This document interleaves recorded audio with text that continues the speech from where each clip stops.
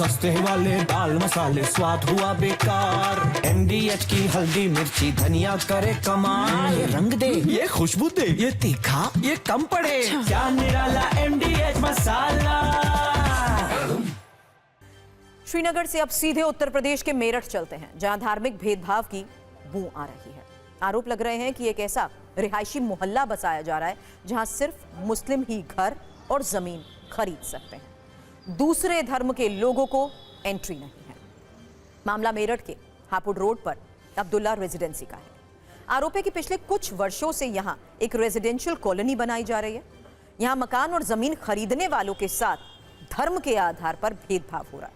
मकान और जमीन सिर्फ मुस्लिमों को बेची जा रही है। यह आरोप उत्तर प्रदेश सरकार में ऊर्जा राज्य मंत्री सुमेंद्र तोमर ने लगाए हैं। सुमेंद्र तोमर ने यह भी कहा कि मुस्लिमों के लिए बन रही इस कॉलोनी में हिंदुओं की एंट्री बैन है। हिंदुओं को अब्दुल्ला कॉलोनी में घर या जमीन नहीं बेची जाती है। यह जमीन एक गैंगस्टर के परिवार से ताल्लुक रखती है। गैंगस्टर के बेटे का नाम अब्दुल्ला है, जिसके नाम पर यह कॉलोनी है। मामले की हाई लेवल जांच होनी चाहिए और सच सामने आना चाहिए। उन्होंने मेरठ के डीएम को पत्र भी लिखा, जिसमें कॉलोनी के नक्शे की जांच करवाने और निरीक्षण करने की मांग की गई। उन्होंने कहा कि बिना मानचित्र के एक मस्जिद के निर्माण की शिकायत है और इसकी जांच होनी चाहिए। सुमेंद्र तोमर ने यह भरोसा दिया कि अगर धर्म के आधार पर भेदभाव किया जा रहा है तो फिर यह बर्दाश्त भी नहीं किया जाएगा, कार्रवाई भी होगी और बुलडोजर भी चलेगा। हालांकि कॉलोनी के प्रोजेक्ट मैनेजर शिवम शर्मा का दावा है कि यहां काफी हिंदू काम करते हैं। इस कॉलोनी के director retired major general Javed और महेंद्र गुप्ता हैं। इस कॉलोनी का किसी गैंगस्टर से कोई लेना देना नहीं है।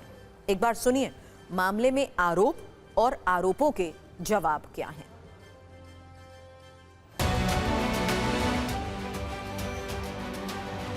हम लोग विकास की सोच के साथ जिस क्षेत्र को आगे बढ़ाना चाहते हैं, वहां पर इस सोच के साथ कि एक ही धर्म के लोग उस कॉलोनी में रहेंगे, मैं उसकी जांच करा रहा हूँ। क्योंकि मेरी जानकारी में भी आया कोई वहाँ मस्जिद भी बनी है और उस धार्मिक स्थान का उसका नक्शा स्वीकृत है या नहीं है, ये सारी चीज़ें जांच का विषय है। जांच कराई जा रही है पूरी तरह से।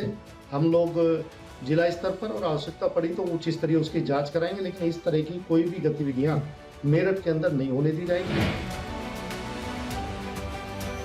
जो भी यहाँ पे आता है, चाहे हिंदू या मुस्लिम है, जो आएगा उसको हम तोड़ दे देते हैं। ऐसा कोई दिक्कत नहीं है। ना इसमें मस्जिद है, ना इसमें मंदिर है। अभी तक यहाँ पे कुछ नहीं है। 22 में स्टार्ट किया था हमने बेचना और उसमें अभी 78 मिला है, जिसमें हमने प्लॉट बेच दिए हैं और उसके बाद में 3020 स्क्वायर मीटर का सामने कमर्शियल है।